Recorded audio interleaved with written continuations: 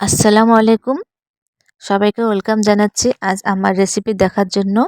এই তীব্র গরমে একটি প্রশান্তির জন্য আইসক্রিমের কিন্তু কোনো জুড়ি নেই। তো আজকে বেলের আইসক্রিম করে দেখাবো।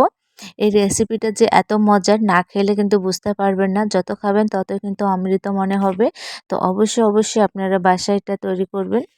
আর পারফেক্ট বেলের আইসক্রিম এত মজার। তো আগে যদি কখনো না খেয়ে থাকেন তো অবশ্যই এই আইসক্রিমটা বাসায় তৈরি করবেন। গরমে তৈরি করুন স্বাস্থ্যকর উপকারী বেলের আইসক্রিম। এই প্রসেসে যদি আপনারা তৈরি করেন তো তিতা লাগবে না এবং আপনারা বেলের ভক্ত হয়ে যাবেন। আর এই গরমে প্রাণ জুড়ানো এই রেসিপি আপনার বাসায় অবশ্যই তৈরি করবেন। বাসায় তৈরি করলে আমাকে অনেক ভালো লাগবে। তো দেখতে পাচ্ছেন আমি এখানে বেলটা অবশ্যই বেল নিয়ে নিয়েছি। আর অবশ্যই এটা কিন্তু পাকা বেল নিতে হবে। খুব সহজেই কিন্তু বেলটা উঠে আসতেছে। দেখতেই পাচ্ছেন খুব সহজে বেলটা আমার উঠে আসতেছে।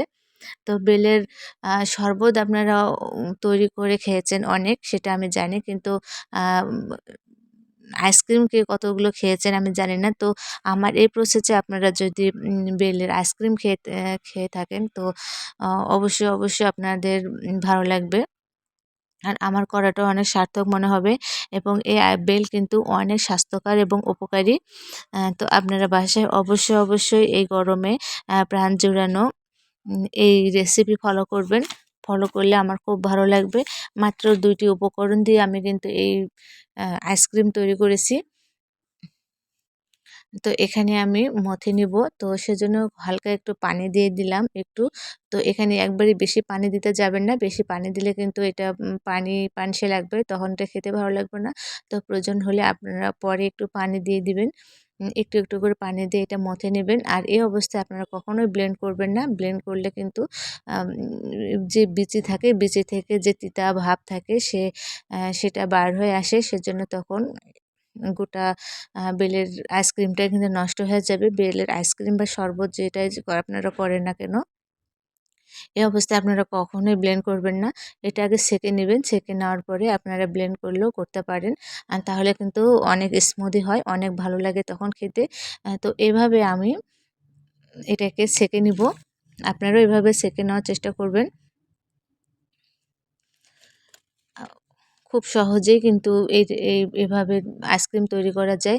ভীষণ গরমে শুধুমাত্র দুধ আ আর চিনি দিয়ে কিন্তু এই রেসিপিটা তৈরি করা যায়। তো বাসায় অবশ্যই আপনারা এভাবে তৈরি করবেন। আর যখন বাইরে থেকে আসবেন খুব সহজে আপনারা একটু তৃপ্তি পাবেন। আ বাসায় সবসময় যদি এরকম একটা আ রেসিপি আপনার তৈরি করা থাকে তো কোনো প্রশ্নই আসে না। প্রশান্তি হবে একটু খেলেই। তো কষ্ট করে আপনারা এই রেসিপিগুলো আপনার বাসায় তৈরি করে রাখতে পারেন।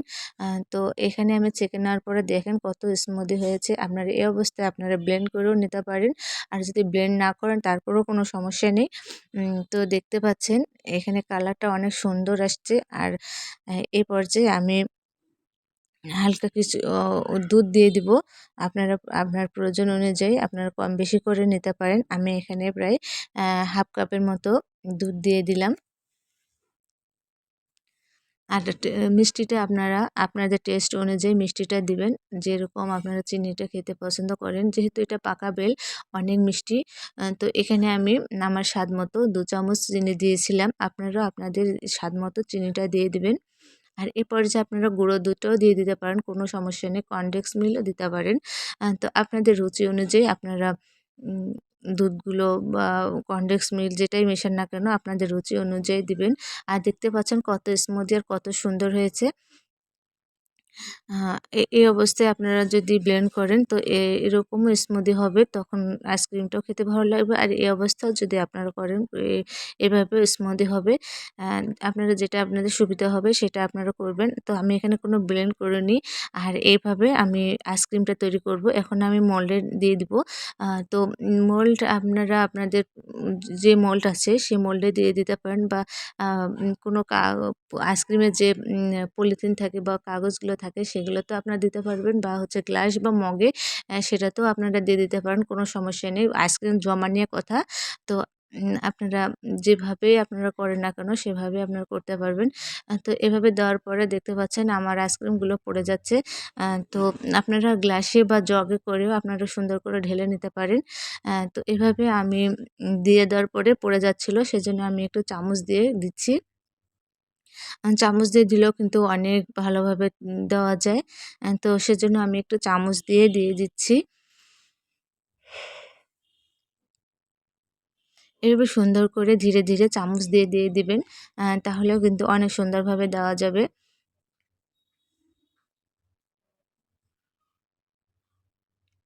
তো আমার এভাবে সবগুলো দেওয়া শেষ হয়ে গেছে। এখন আমি স্টিকগুলো দিয়ে দেবো। আপনারা আপনাদের টুথপিক যদি থাকে টুথপিকগুলো দিয়ে দিবেন, বা কোনো কাঠি যদি থাকে আইসক্রিমের কাঠি এখন কিনতেও পাওয়া যায়। আইসক্রিমের কাঠিগুলো দিয়ে দিতে পারেন, বা আপনাদের যেকোনো স্টিক উম উম যেটা আপনার হাতের কাছে আছে সেটা দিয়ে দিতে পারবেন। কোনো সমস্যা নেই।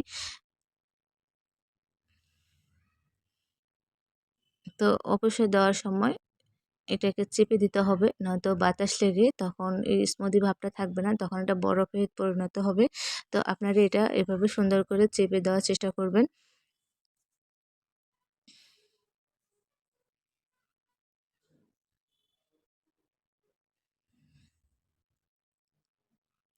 তো আমার এখানে সবগুলো চেপে দেওয়া হয়ে গেছে, আর আমি এটা ফ্রিজে রেখে দিব যতক্ষণ না পর্যন্ত সুন্দরভাবে না জমে। তো ফ্রিজে রেখে দেওয়ার পরে আমি আপনাদের বার করে দেখাচ্ছি। দেখতে পাচ্ছেন এখানে আমার খুব সুন্দরভাবে জমে গেছে।